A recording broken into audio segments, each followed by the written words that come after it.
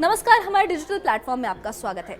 हिमाचल प्रदेश की राजधानी शिमला का खूबसूरत पर्यटन स्थल कुफरी, जो कभी बर्फ, पहाड़ों और घुड़सवारी के लिए जाना जाता था, अब एक नई बहस के केंद्र में है और वो है रोजगार बनाम पर्यावरण की बहस। कुफरी की जो संकरी पहाड़ियां हैं, वहां पर सैलानियों को घोड़े पर बैठाकर ले जाने का ये पारंपरिक जो काम है, सिर्फ एक पेशा नहीं है, बल्कि सैकड़ों परिवारों की पीढ़ियों से जुड़ी पहचान है। लेकिन अब राष्ट्रीय हरित अधिकरण के नए आदेश ने इन परिवारों के सामने एक बड़ा संकट पैदा कर दिया है। एनजीटी ने कहा है कि कुफरी में जो रोजाना सिर्फ 293 घोड़ों को ही चलाने की अनुमति दी जा सकती है, ताकि जो पर्यावरण संतुलन है वो बना रहे और जंगलों को प्रदूषण से बचाया जा सके। फैसला भले ही प्रकृति के संरक्षण के लिए लिया गया हो, लेकिन इसका असर सीधे उन सैकड़ों लोगों पर पड़ रहा है जिनका जीवन इन घोड़ों की चाल पर टिका है। अब सवाल ये उठ रहा है कि क्या पर्यावरण को बचाने की कीमत इंसानों के रोजगार से चुकानी पड़ेगी, वो भी वो गरीब लोग जो सालों से इस काम से जुड़े हैं और जिनका पूरा रोजी रोटी का काम इसी काम पर टिका है। और क्या प्रकृति और आजीविका के बीच कोई ऐसा रास्ता निकलेगा जहां दोनों का संतुलन बना रहे। देखिए, कुफरी की इन्हीं पहाड़ियों से ये खास रिपोर्ट, जहां जो है वो बर्फ की ठंडक है, लेकिन साथ ही जमीन पर लोगों के रोजगार की चिंता भी है। ये खास रिपोर्ट देखिए।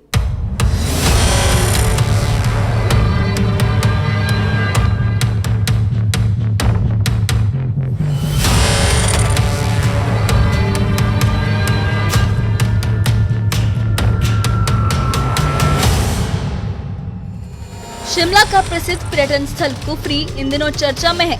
एनजीटी ने ये आदेश दिया है कि यहाँ हर रोज सिर्फ 293 घोड़े ही चल सकेंगे। अधिकरण ने कहा है कि अनियंत्रित घुड़सवारी से जंगलों में जल और वायु प्रदूषण बढ़ रहा है, वनस्पतियों को नुकसान हो रहा है और इलाके का पारिस्थितिक संतुलन भी बिगड़ रहा है। साथ ही ये भी तय किया गया है कि अब कुफरी में 2232 से ज्यादा सैलानी प्रतिदिन नहीं आने चाहिए। इन नए नियमों ने यहाँ के घोड़ा संचालकों की नींद उड़ा दी है। इस फैसले को लेकर घोड़ा संचालकों ने अपनी दलीलें रखी हैं और मसला सीधे तौर पर रोजगार से भी जुड़ा हुआ है और ये लोग कह रहे हैं कि यहाँ पर साफ सफाई के लिए शुल्क भी दिया जाता है। लेकिन इस सब के बीच बड़ी बात यहाँ से ये निकल कर आ रही है, ये लोग कह रहे हैं कि इस मामले में अब राज्य सरकार को हस्तक्षेप करना चाहिए। कुफरी में लगभग 800 घोड़े हैं और करीब 1200 लोगों की रोजी रोटी इन्हीं पर निर्भर है। एनजीटी के आदेश के बाद अब इन लोगों के सामने रोजगार का संकट खड़ा हो गया है।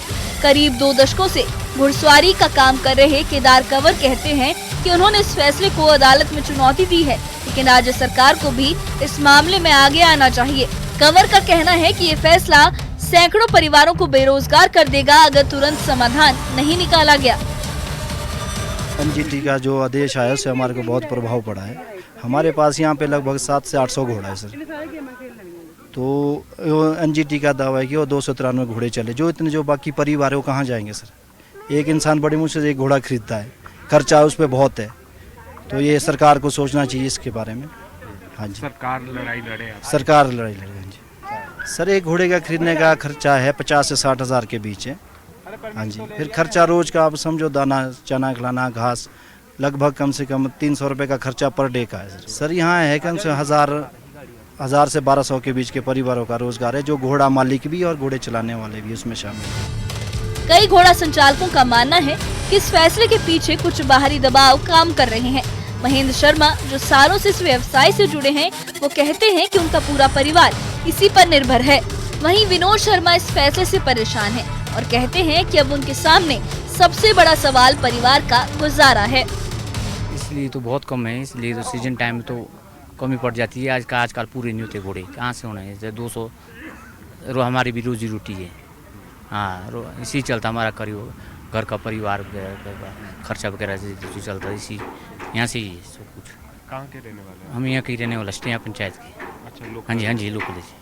कहाँ हुआ पर्यावरण को नुकसान तो और जगह है, पर पर्यावरण होटल वगैरह का पर्यावरण, इससे क्या होना रोज है, ऐसा थोड़ी है। घोड़े से क्या होना पर्यावरण है। तो साजिश से बड़े बड़े लोगों की क्या आपको लग रहा है कि बड़े लोग नहीं बड़ी। हाँ जी, किसकी साजिश लग रही है? लग क्या बोल किस सकते हैं, पर ऐसा है बड़े बड़े पूंजीपतियों की इसमें हाथ है। नहीं तो क्या आज तक नहीं चलते थे, पर्यावरण अभी चल रहा है। तो बहुत सालों से ज़्यादातर तो डैम की मार है, नहीं जो ताता पानी में डैम बना उसकी मार है ज़्यादातर। जैसे घोड़े की लीद से क्या पर्यावरण का फर्क है भाई साहब। वही जो नीचे से डैम बना है जो नीचे क्या बोलते हैं ताता पानी है उसका फर्क है, पर्यावरण जिससे क्लाइमेट ही नहीं बनता। मैं घोड़े का कारोबार करता हूँ जी। अच्छा, कितने घोड़े हैं आपके? मेरे पास 2 घोड़े हैं जी। कितना समय हो गया यहाँ पर घोड़ा चलाने? मेरे को 20-22 साल हो गया है सर घोड़े चलाते हुए। तो आपके परिवार की रोजी किससे चलती है, यही है कुछ और भी है? यही है सर, यहीं से हमारा घर का चूल्हा चलता है, बाबू जी रोजी रोटी जो यही है हमारी। अब जो एनजीटी के नए आदेश आए हैं क्या कहेंगे? क्या कह सकते सर इसके बारे में, तो अब जो भी होगा अब गवर्नमेंट ही तय करेगी सर। अब हम क्या बोल सकते, हम तो गरीब आदमी हैं। अगर सभी घोड़े रजिस्टर्ड ना हो तो क्या किया जा सकता है? कहीं नई साइट पर भेजा जा सकता है? नहीं, नई साइड तो सर अब यही जो फॉरेस्ट वगैरह इनको ही कुछ करना पड़ेगा सर डिसाइड। अब हम तो क्या कह सकते इसके बारे में जी। कोई अलग से ट्रैक बनाए, कोई इस तरह की सुविधा करे।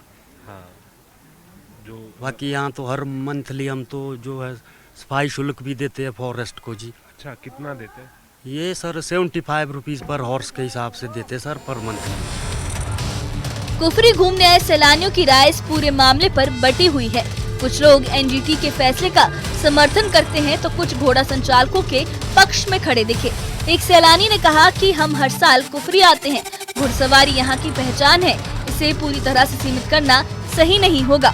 वहीं दूसरे सैलानी ने कहा कि प्रकृति की सुरक्षा भी उतनी ही जरूरी है, लेकिन जिन लोगों की रोजी रोटी इस पर टिकी है उनके लिए भी कोई रास्ता निकालना होगा।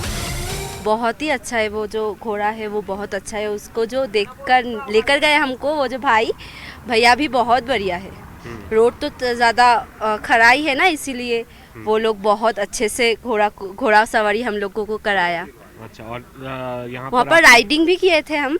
वो जो जिप लाइन है, जंपिंग है, वो वगैरह भी हमने किया है। बहुत अच्छा एक्सपीरियंस है।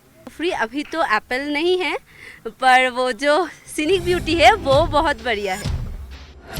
दरअसल ये विवाद मार्च 2023 में दायर शैलेंद्र कुमार यादव की याचिका से जुड़ा है, जिसमें ये दावा किया गया था कि घोड़ों के अनियंत्रित संचालन से पर्यावरण और वनस्पति को नुकसान पहुंच रहा है। बाद में गठित समितियों की रिपोर्ट में पाया गया कि इलाके की क्षमता सिर्फ 217 घोड़ों की है, जबकि यहाँ 1029 घोड़े रजिस्टर हैं। अब मामला अदालत में है और सरकार से हस्तक्षेप की उम्मीद जताई जा रही है। सवाल यही है, क्या पर्यावरण की सुरक्षा और लोगों के रोजगार के बीच संतुलन बनाया जा सकेगा? न्यूज़ 18 JKLH के लिए शिमला से रणवीर सिंह की रिपोर्ट। तो कुफरी की कहानी सिर्फ घोड़ों या सैलानियों की नहीं है, ये उस संघर्ष की कहानी भी है जहां प्रकृति की सुरक्षा और इंसानी जरूरतें आमने सामने खड़ी हैं। एक तरफ अदालत और प्रशासन पर्यावरण को बचाने की कोशिश में है, तो दूसरी तरफ वो परिवार हैं जिनकी पीढ़ियां इन पहाड़ियों पर घोड़ों के साथ पली बड़ी हैं।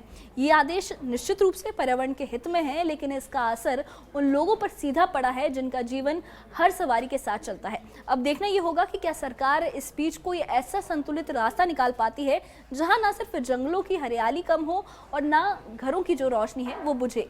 कुफरी की पहाड़ियां आज एक सवाल पूछ रही हैं, क्या विकास और संरक्षण साथ साथ चल सकते हैं? इस बारे में आपकी क्या राय है? हमें कमेंट बॉक्स में अपनी राय जरूर बताइए और इससे जुड़े अपडेट्स के लिए और ऐसी ही खबरों के लिए हमारे चैनल के साथ बने रहिए।